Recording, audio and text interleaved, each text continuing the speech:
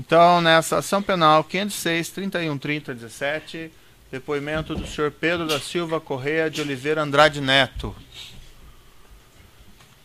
Senhor Pedro Correia. Excelência, Sim? uma questão de ordem. Na audiência do dia 8 de maio, o Ministério Público, no item 12 da ata, assumiu a obrigação de informar previamente eventuais acordos de colaboração que estivessem sendo firmados com pessoas chamadas a prestar depoimento. No caso, o que se tem notícia é que havia uma negociação com o senhor Pedro Correia, que inclusive havia sido rejeitada pelo Supremo Tribunal Federal, e eu gostaria de, com base nesse compromisso que o Ministério Público assumiu nessa ata, que fosse prestado esclarecimento sobre a situação desse processo de delação do senhor Pedro Correia. Aliás, eu pediria, inclusive, que essas informações fossem prestadas com antecedência, para que a defesa possa ter conhecimento prévio dos processos de delação e poder analisar as medidas cabíveis antes da audiência. Ministério Público. Cumprimento Vossa Excelência, cumprimento os presentes. Com relação a esta questão, o conhecimento do Ministério Público Federal em Curitiba é de que a negociação de acordo perante o Supremo Tribunal Federal, ao que consta, a testemunha estava hospitalizada até recentemente, de forma que o patrono da testemunha eventualmente pode fornecer esclarecimento complementar. Sim.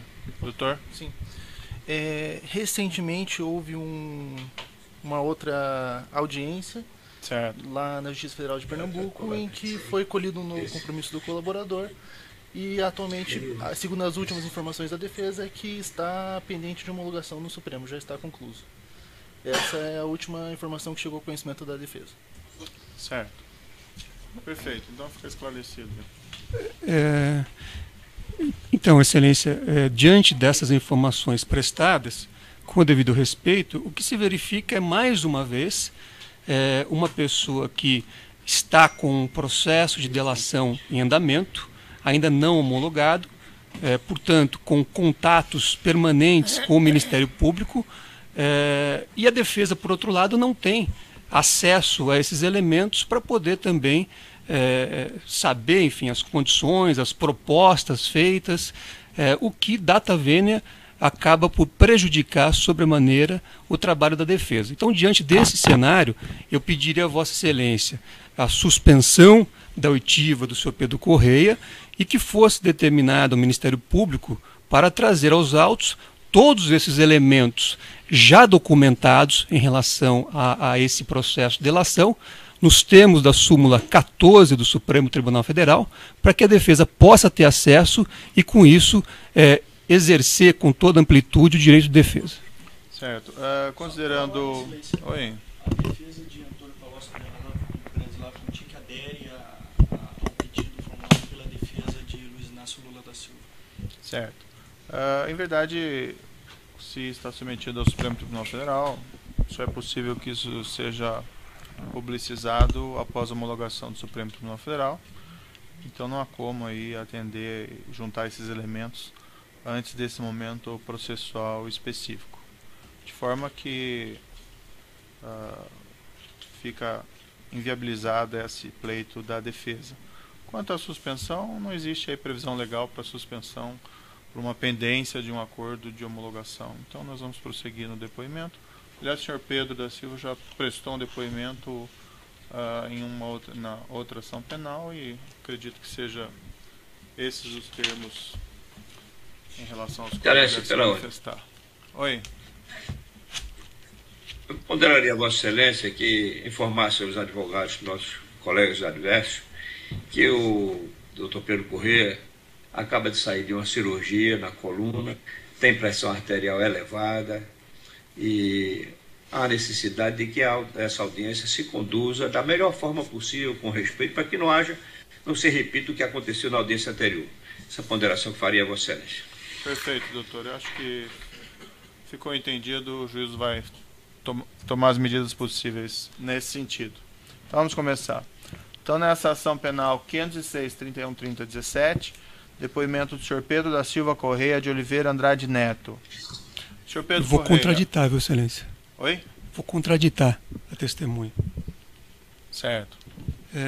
Então, nos termos do artigo 214 do Código de Processo Penal, a defesa de Luiz Inácio Lula da Silva contradita o senhor Pedro Correia na medida em que já teve seu mandato parlamentar cassado em março de 2006 por quebra de decoro, também já foi condenado por esse juízo a pena de reclusão de mais de 20 anos e, como se sabe, teve recentemente sua proposta de delação rejeitada pelo Supremo Tribunal Federal, pelo ministro Teori Zavascki, por ausência de provas de suas alegações. Então, esse cenário mostra, com o devido respeito, que o senhor Pedro Correia não é pessoa digna de fé para prestar depoimento nesta ação na condição de testemunha.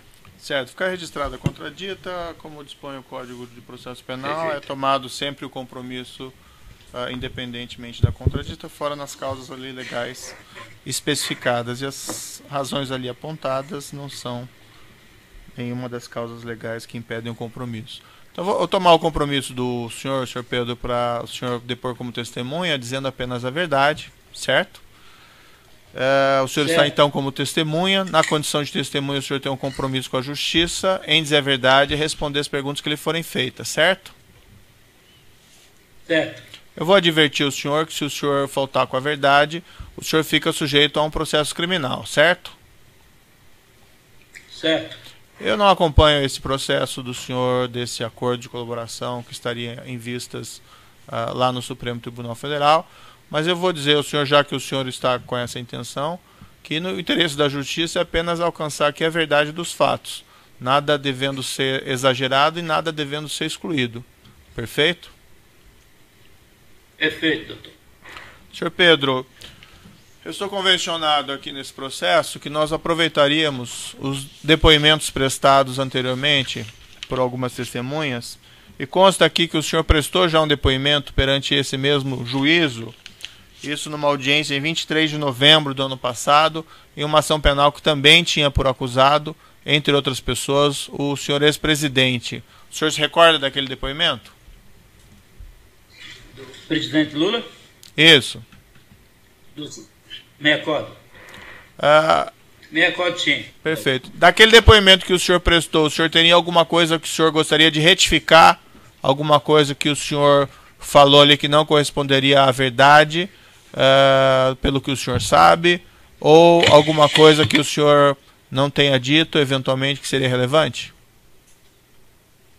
Bom, eu gostaria só, porque teve uma confusão entre o meu depoimento que eu prestei à Procuradoria-Geral, os procuradores da Força Tarefa da Lava Jato, no dia 1º de setembro, e ao depoimento que eu prestei nesse juízo, em que eles diziam que os advogados da defesa do senhor Luiz Inácio Lula da Silva questionavam como é que eu sabia que ia ser testemunha.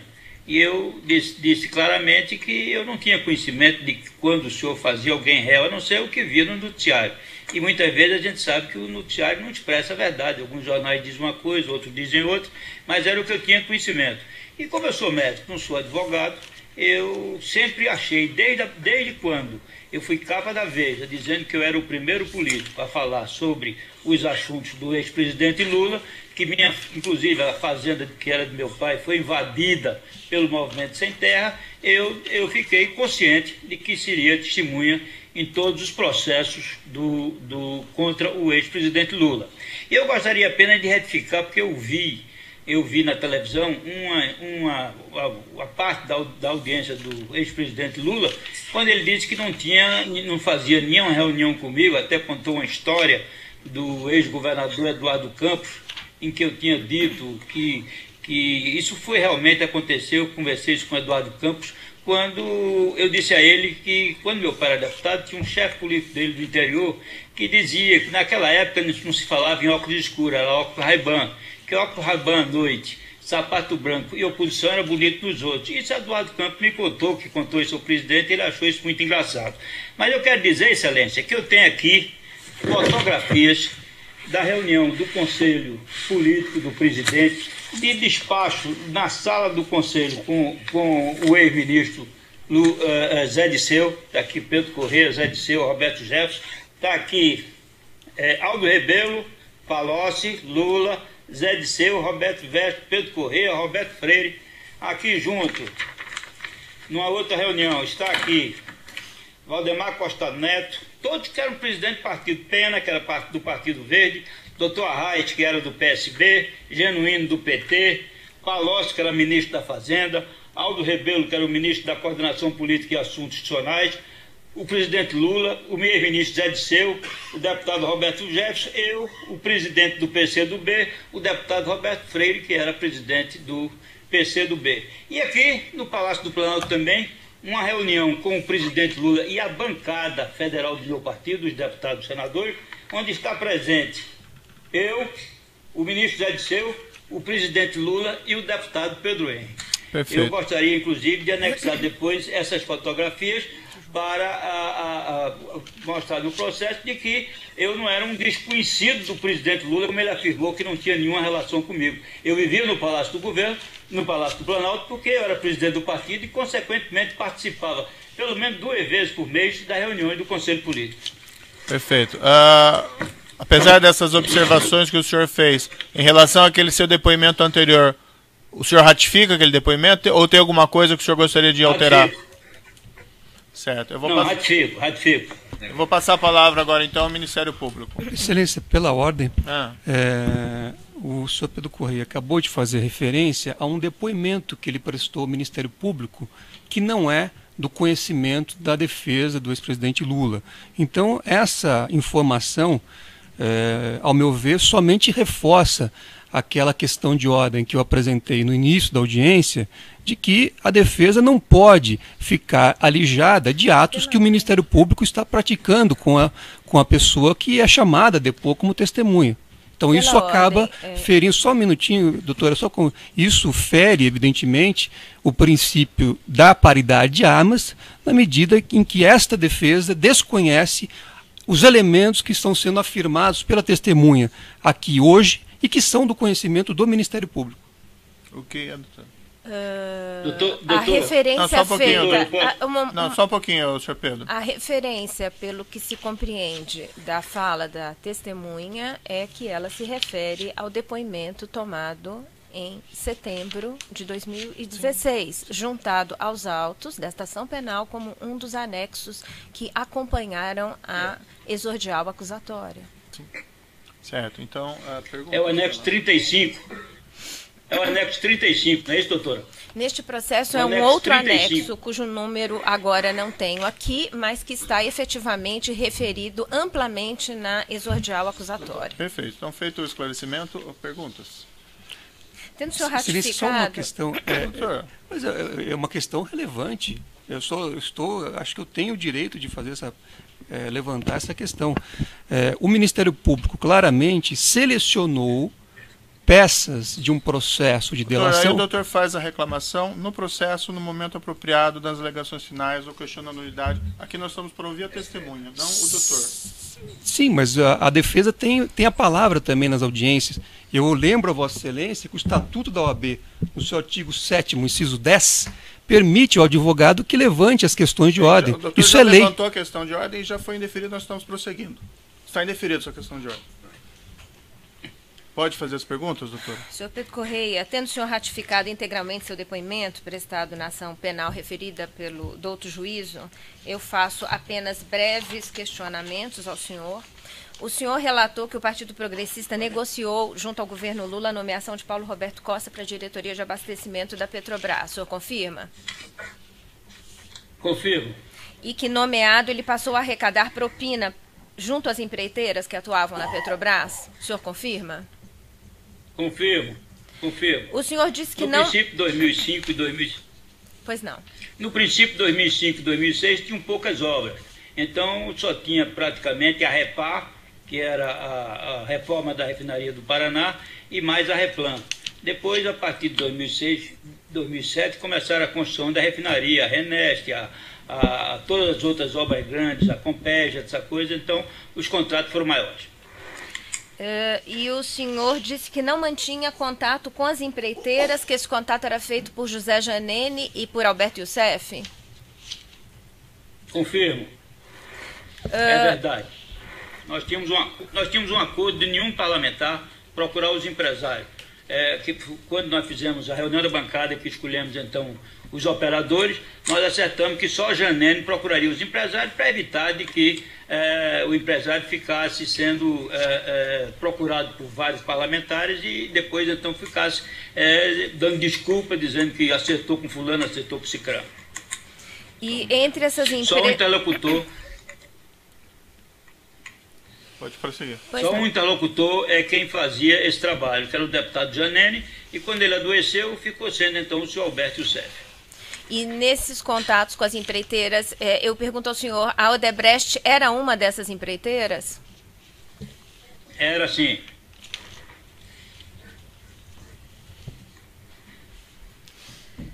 O senhor disse que os acertos, através de Paulo Roberto Costa, em contratos com a Petrobras, eram feitos através de dinheiro destinado ao caixa dos partidos.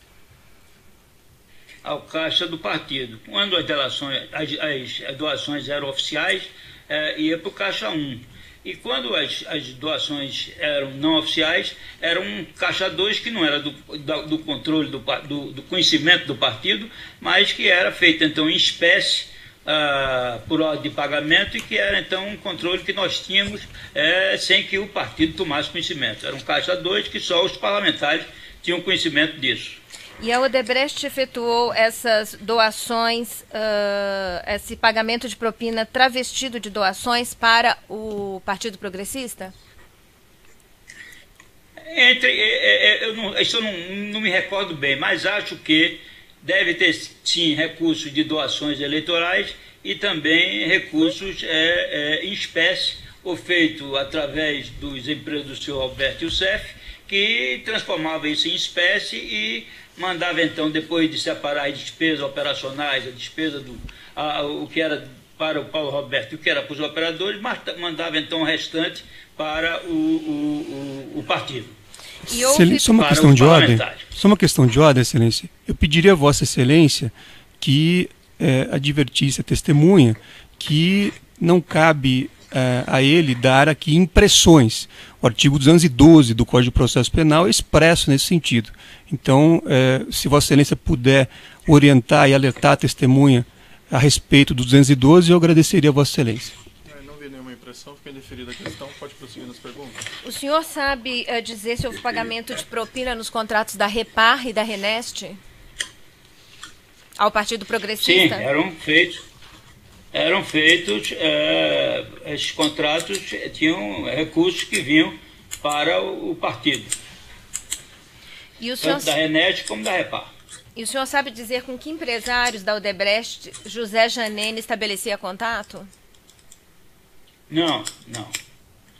Depois eu vim saber, quando estava no CMP, que eu vim saber que quem conversava com Janene era o Alexandrino e o Márcio Farias. Então, mas isso eu só soube depois que estava no CMP, porque eles me contaram de que eles conversavam com Janene e com Alberto Youssef. Mas eu não sabia, porque nós tínhamos um compromisso de não tomar conhecimento de como era feito as reuniões com os empresários. Eu não conhecia o senhor Márcio Farias, não conhecia o senhor Marcelo Odebrecht, não conhecia o senhor Alexandrino, não conhecia o senhor Rogério, não conhecia nenhuma dessas pessoas. Conheci no caixa do CMP e da Polícia Federal. Quando houve pagamentos em espécie entregues por Alberto Youssef ou por José Janene ao grupo de parlamentares do Partido Progressista, houve referência em alguma dessas oportunidades a que esses pagamentos em espécie provinham da Odebrecht? De todas as empresas que trabalhavam com a Petrobras, se dizia então que o recurso eram dessas empresas. Inclusive da Odebrecht? Inclusive da Odebrecht.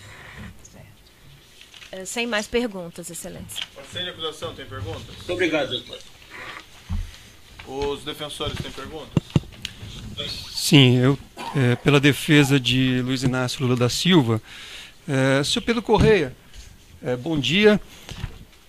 O senhor fez referência aqui no início do seu depoimento a reuniões do Conselho Político. O senhor pode descrever o que era o Conselho Político no governo do ex-presidente Lula? Era um conselho que era feito de reuniões com os presidentes dos partidos da base aliada, muitas vezes acompanhado de sua liderança na Câmara e no Senado, e onde se tratavam primeiro da pauta parlamentar, dos assuntos que seriam tratados na Câmara dos Deputados, projetos de lei, das medidas provisórias, daquilo que seria do dia a dia aprovado ou não do interesse do governo, e nós então discutimos isso. E também nós discutimos o grau de satisfação das bancadas, porque isso era uma maneira de se avaliar como é que estava a posição do governo em relação a sua sustentação, sua base de sustentação na Câmara e no Senado. Então fazíamos essas reuniões onde discutíamos esses assuntos todos e também levávamos as preocupações dos nossos parlamentares, as preocupações junto aos ministros, junto ao governo, quando nós estávamos procurando aqueles diretores que tinham sido nomeados para atender os parlamentares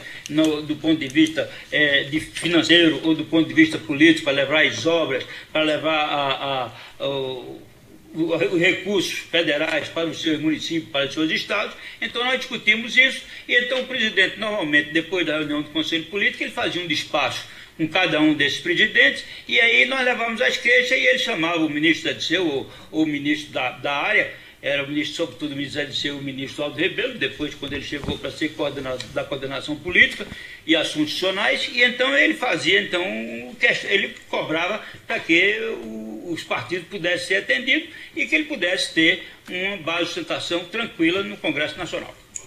Certo. Bom dia para o senhor também, doutor. Bom dia. Bom dia para o senhor também. Bom dia.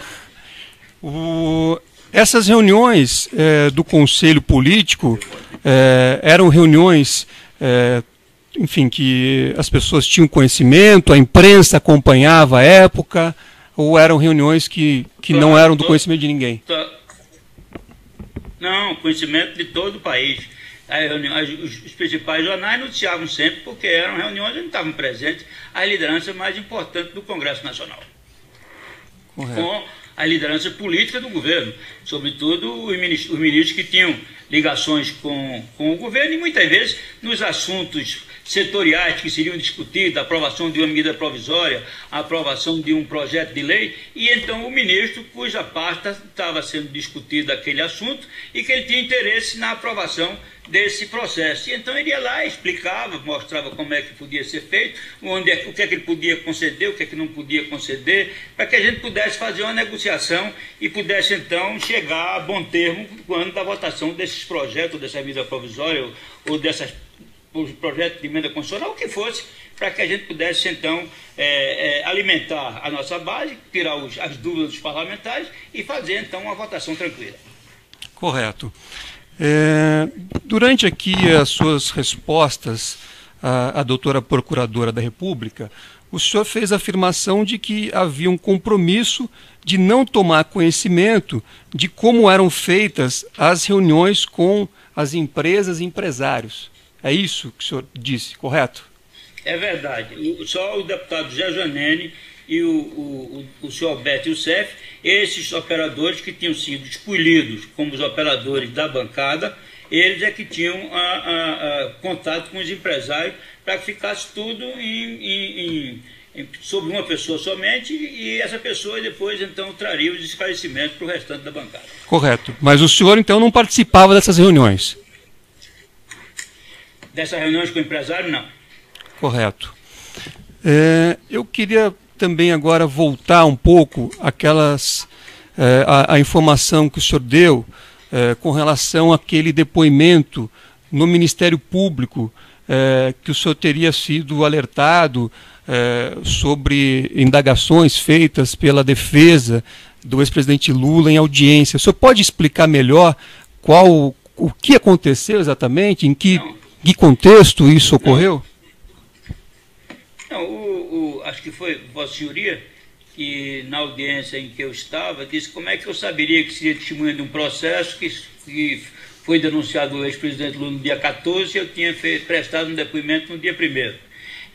Eu quero apenas dizer que eu não tinha esse esclarecimento técnico, mas eu sabia que em todos os processos, como eu estou sendo testemunha novamente desse processo, eu sabia que depois das afirmações que eu fiz nos meus anexos sobre o presidente Lula, fatalmente eu seria convidado para ser testemunha de todos esses processos. E eu me prestei, então, no dia 1º de setembro, a fazer um testemunho, um testemunho público, um testemunho que eu prestei para o Ministério Público, para a Força Tarefa da Lava Jato no Paraná, onde eu fui claro em dizer que estava ali sabendo que não estava protegido pelo acordo de delação de colaboração premiada do Supremo Tribunal Federal, mas que estava ali no intuito da colaboração com a Justiça, de dizer aquilo que eu sabia, que eu vivi, que eu participei, e fiz isso de livre, espontânea vontade, sem nenhuma pressão de procurador. Apenas eu procurei meus advogados, conversei com eles, e eles aceitaram a minha posição de que eu queria prestar esse depoimento,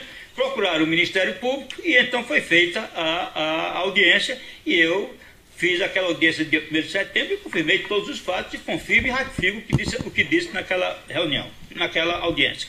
Correto, mas naquela oportunidade, no dia 1º de setembro de 2016, o senhor já foi informado, o senhor já foi alertado pelo Ministério Público de que aquele depoimento do senhor serviria para embasar uma ação penal que seria proposta somente no dia 14 desse mesmo mês de setembro? Não, eu não sabia disso. Eu não sabia, o Ministério Público nunca me informou isso. Aliás, o Ministério Público não informa muita coisa a gente, ele faz pergunta. E, na verdade, eu fui lá, ele me perguntou se eu estava ali, de livre, espontânea vontade, se eu estava querendo prestar aquele depoimento. Eu fui muito claro, disse isso, tinham 2 procuradores, e então eu prestei os esclarecimentos e na verdade, eu sabia que depois dessa minha audiência, isso ia corroborar a posição do juiz doutor Sérgio Moro, no sentido de que pudesse ou não abrir um processo contra o réu, o ex-presidente Luiz Inácio Lula da Silva. Certo, então o senhor prestou aquele depoimento já tendo em mente essa situação que o senhor descreveu aqui agora. Eu não tinha nenhum acerto com ninguém. Eu não tinha nenhum compromisso, nem o juiz do doutor Sérgio Moro, nem o Ministério Público tinha nenhum compromisso comigo de que isso fosse transformar o senhor Luiz Inácio em réu. Isso não existia, esse compromisso. Mas eu que sou um homem de 70 anos, já vivido essa coisa, evidentemente que eu achava que isso ia no futuro, ia fazer com que eu fosse testemunha contra como já se dizia, eu já sabia disso desde a época que estourou o vazamento de parte de anexo da minha colaboração, vazou e foi publicado na Veja e eu fui capa da Veja. Então, desde esse momento, eu sabia que seria testemunha em qualquer processo contra o presidente Lula. Certo. No depoimento que o senhor prestou aqui anteriormente, naquele processo que foi referido pelo magistrado no início da audiência, o senhor disse o seguinte, respondendo a uma questão que eu formulei ao senhor. O senhor disse que aí, no dia 1º, nós iniciamos. Eles perguntaram se, na verdade, porque estava o depoimento do senhor Luiz Inácio Lula da Silva. Os procuradores achavam que estavam faltando alguns aspectos. Então eu disse a eles que eu queria colaborar e queria testemunhar, mesmo independente. Tanto é que digo isso no meu depoimento. Então aqui o senhor disse, no seu depoimento anterior, que foi dito ao senhor, pelo Ministério Público, que estavam faltando alguns aspectos e que o senhor se propôs a testemunhar. Eu estou lendo aqui textualmente uma declaração do senhor. E qual é a pergunta? Eu quero saber se o senhor confirma. Eu quero saber se o senhor confirma esta afirmação que o senhor fez aqui em depoimento anterior sobre o compromisso de dizer a verdade. Eu estou dizendo a verdade, queria a verdade. Na verdade, eu refiz vários dos meus, porque o senhor disse que meu acordo foi rejeitado, e não é verdade. Não é verdade. Meu acordo nunca foi rejeitado. Meu acordo foi devolvido à Procuradoria-Geral da República para que fosse complementado os anexos. Então, eu não tive nenhum acordo de colaboração rejeitado. Isso, desde o princípio, a defesa do senhor Luiz Inácio Lula da Silva vem dizendo isso, o que é uma inverdade, não é verdade. E aí eu refiz uma série de anexos, e entre eles também o do ex-presidente Lula. E eu disse na minha audiência com a força-tarefa do Ministério da Lava Jato no Paraná, de que eu queria dizer o que eu sabia a respeito da convivência do Partido Progressista minha com o presidente Lula. E foi por essa razão que eu fui no dia 1º de setembro lá e confirmei e contei tudo aquilo que eu sabia sobre o ex-presidente Lula, numa audiência que está aí nos anexos dos processos todos, no anexo 35, acho que do processo anterior, e agora eu não sei, mas deve estar aí nesse processo. Eu não conheço o processo, eu não tenho cópia do processo, eu não vi a cópia do processo, é apenas sou testemunha. Certo. Mas eu estou fazendo uma pergunta muito objetiva. Vamos interromper aqui.